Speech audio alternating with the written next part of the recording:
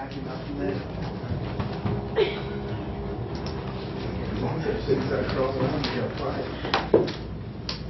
Okay. Well, let's get started. And all that's going to say is the Gospel's major themes, but since I'm doing a screen capture, I thought there ought to be something on the screen. But won't have a lot to put up there. Let's start with the Gospel of Mark, because scholars think that's the earliest. We saw last couple of class periods some of the reasons for that. It's shorter, it's often less polished, and when we look at changes from that exist between the Gospels, it consistently seems more likely that the other Gospels are clarifying Mark, fixing Mark's grammar, explaining Mark, trying to improve on Mark from their own perspective, than that the reverse is happening. And so the Gospel of Mark, we already seen, right, has this opening which, at least in some manuscripts, presents Jesus as the Son of God. And we talked about what that could possibly mean. Probably means something like a righteous individual. But what that means for the author of Mark, and what the author of Mark wants the reader to get from that, becomes clear over the course of the Gospel. And in fact, one of the ways of getting at the key themes in Mark, because we can't do what we can do with the other Gospels, which is compare them and figure out how the later one used the earlier one. Right? That'll give us some important clues about Matthew and Luke. Mark, we don't know what his sources look like, so we can't tell how he's changing them. Mark starts with this emphasis on Jesus Christ, or Jesus the Messiah, the Son of God. And we saw that over the course of the Gospel, people are asking, who is Jesus? Demon-possessed individuals seem to be afraid of him and concerned about him and to understand things about him. Other people are discussing, and there's this key turning point in Mark chapter 8, in Caesarea Philippi. Jesus asks his disciples, right, he's been healing, he's been teaching.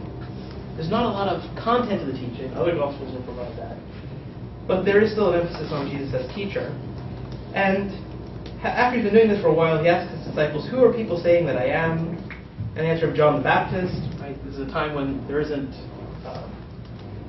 there aren't news organizations, there's no internet, there's no photography, and so you hear that there's a guy who's baptizing apparently, and is teaching, and is doing things.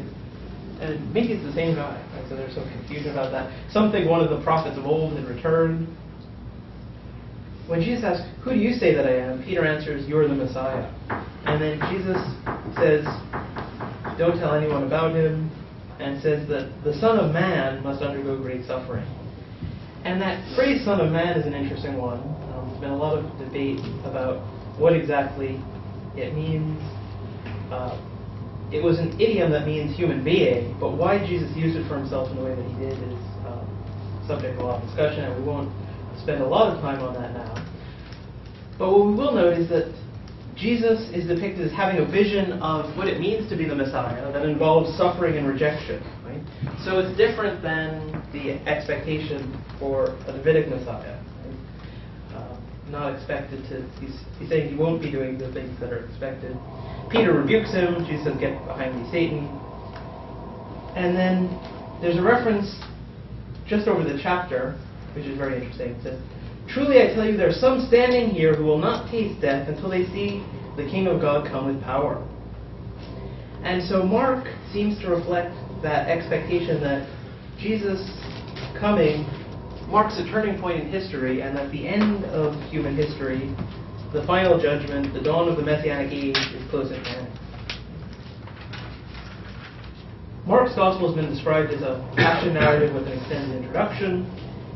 And so we've got several chapters of public activity, and then halfway through that, Jesus has set his face towards Jerusalem and is expecting to be rejected there. There's a trial, there's crucifixion. And one of the major themes that runs through Mark's gospel is the comprehension, the confusion, the perplexity of the disciples. Right? Peter, right, gets rebuked. But it's not just Peter. Right? We're told time and time again that the disciples don't understand him. And so if we had to sum up what's a major theme, or what is the major theme in the Gospel of Mark, we might say that it's the way of the cross. Right? And Jesus' disciples are called to follow on his path, which will involve self-sacrifice, not victory and other things that are expected of him, at least not in the short term. And that's a difficult path. And his disciples struggle with embracing it. And while there may be a historical reminiscence of what the actual disciples did behind that, it's probably also written in that form with later readers in mind. Right? So being a disciple of a crucified Messiah is challenging, and it's difficult, and it's paradoxical. And so the disciples there are presumably not just presented that way out of historical interest, but also as part of the message of that gospel. If we turn next to Matthew, right, one of the things that we saw when we looked at the infancy narrative is that there's a close parallel that's set up between Jesus and Moses. Right? A deliverer who's born, a king who tries to kill the deliverer and slaughters a whole bunch of babies in the process. There are echoes of the story of Moses there, and even in that quote from Hosea, "Out of Egypt I've called my son," right, there's this parallelism to that story of the Israelites. And then when we get to chapter 5, right, it sets a major block of the teaching of Jesus, and one of the things that Matthew does is take Jesus' teaching and organize it into these blocks. But it situates it on a mountain, right? Just like Moses went up the mountain. And Jesus is depicted as saying things which are, in Matthew, and Matthew alone, explicitly compared and contrasted with things that Moses was thought to have said, right? So you've heard it said, those of ancient times, you shall not murder, and whoever murders shall be liable to judgment. But I say to you that if you're angry with a brother or sister, you'll be liable to judgment. And so there are all these statements, like you've heard it said, I say to you. And we may come back to those a little later and talk about some of the details if you're interested. But for now, what we can note is that there's a lot of focus on the teaching of Jesus here. And it's explicitly compared and contrasted with things that Moses said. And yet, if we look at the titles that are used in this gospel, one of the things that's interesting is that teacher is not a positive way of addressing Jesus. His opponents address him that way. Judas addresses him that way. But his other followers don't. They address him as Lord. And we see a connection between that and what we get in the final verses of chapter 7, the end of the Sermon on the Mount. When Jesus finished saying these things, the crowds were astounded at his teaching, for he taught them as one having authority and not as their scribe.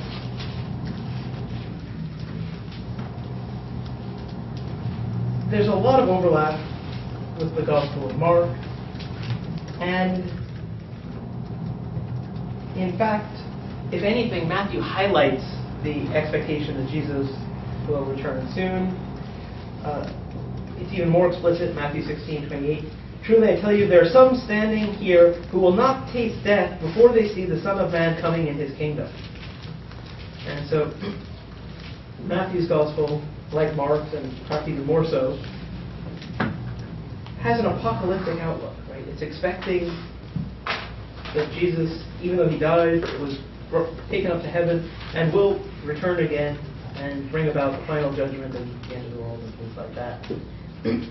And there's an emphasis on what disciples should be doing in the meantime. So some of these blocks of teaching focus on what the church should be doing. In fact, Matthew's Gospel uses the word church, right, which other Gospels don't. And so here too we see a Gospel that's written with the church in view. And beginnings and endings tell us a lot. The beginning gave us the emphasis on Jesus' connection with earlier history, connection with the story of Moses.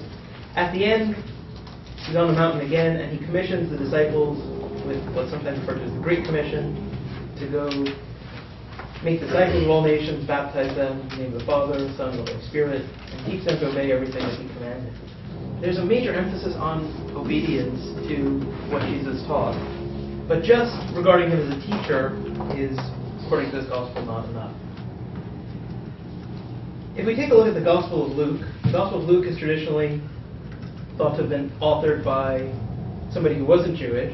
And yet it emphasizes very strongly the connection between Jesus and what went before him. The opening infancy stories include an infancy story about John the Baptist as well as one for Jesus. And it's written in this style of Greek that's reminiscent of the Greek translation of the Jewish scriptures.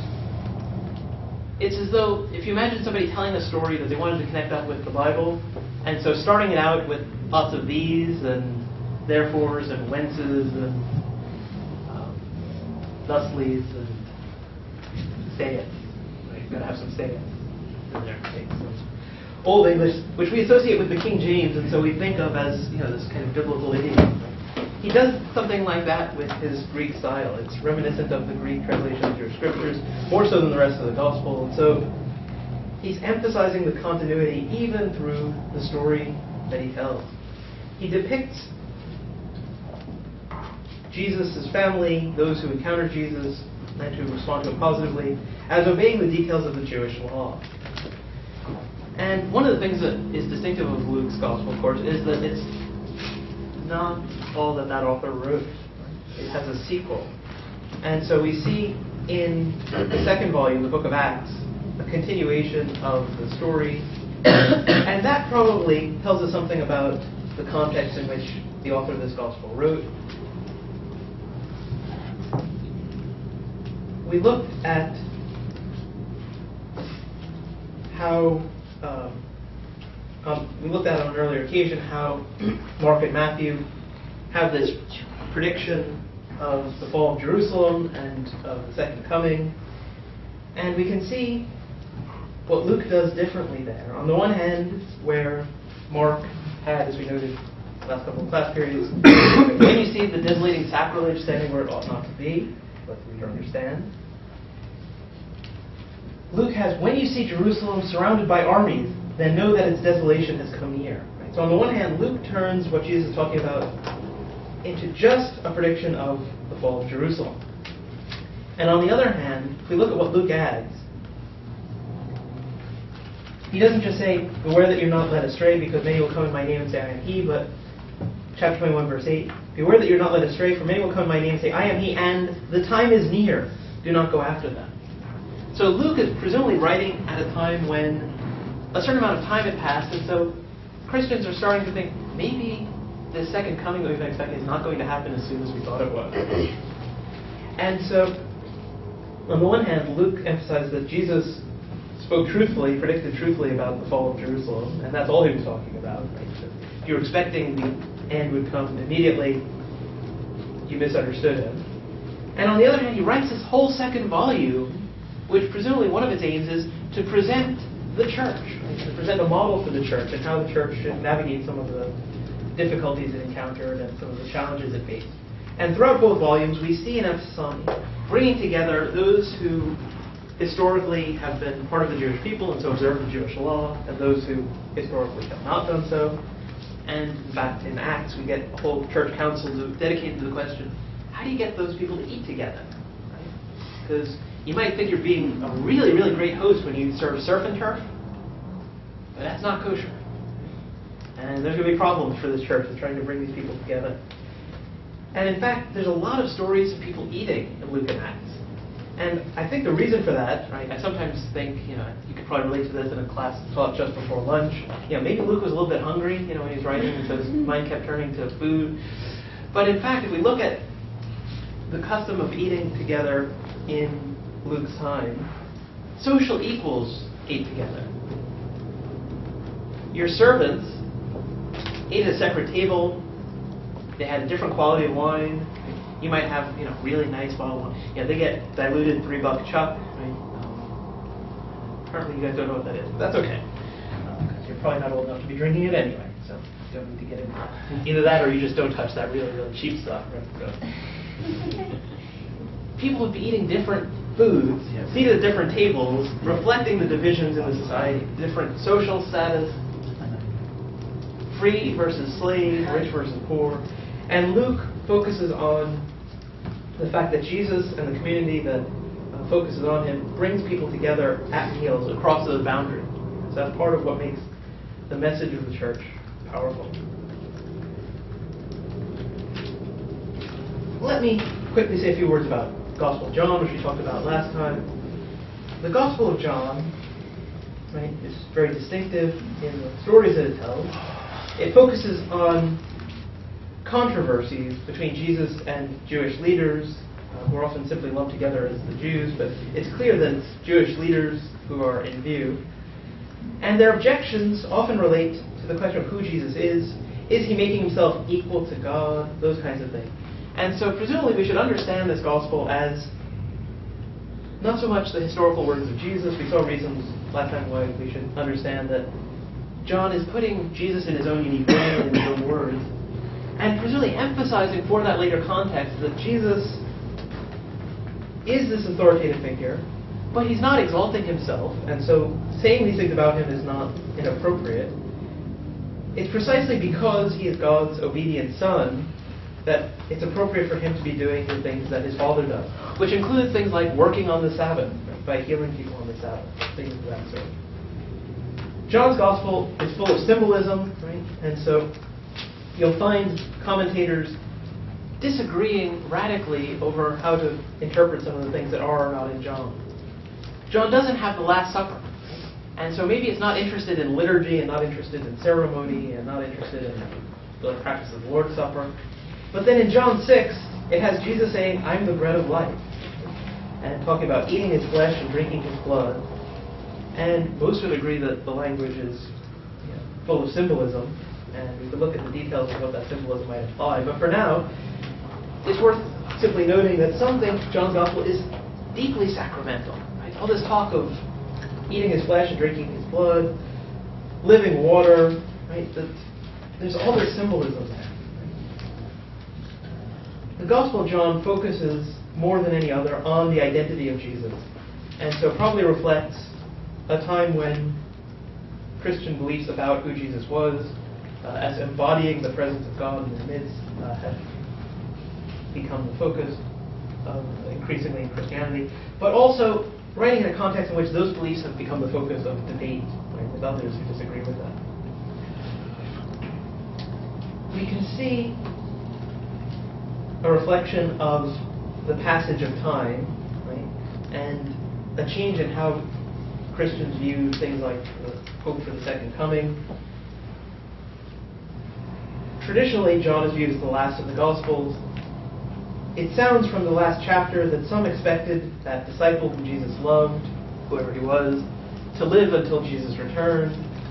And it sounds like that final chapter was added after that individual had died, and so people were worried about that. But throughout the Gospel, we see one of the ways that Christians coped with was referred to in technical terms as the delay of the parousia, the delay of the second coming, the delay of the reappearance of Jesus in glory. And that is to bring forward those things that were expected and to say that they're already part of Christian experience. So when we have the story of Lazarus, right, where Lazarus' sister says, I believe that my brother will rise again in the resurrection of the last day, right, so that future expectation, John depicts Jesus as saying, I'm the resurrection and the life. Right? So if you're connected with me, you've got this now. And so that's another way in which Christians coped with that passage of time.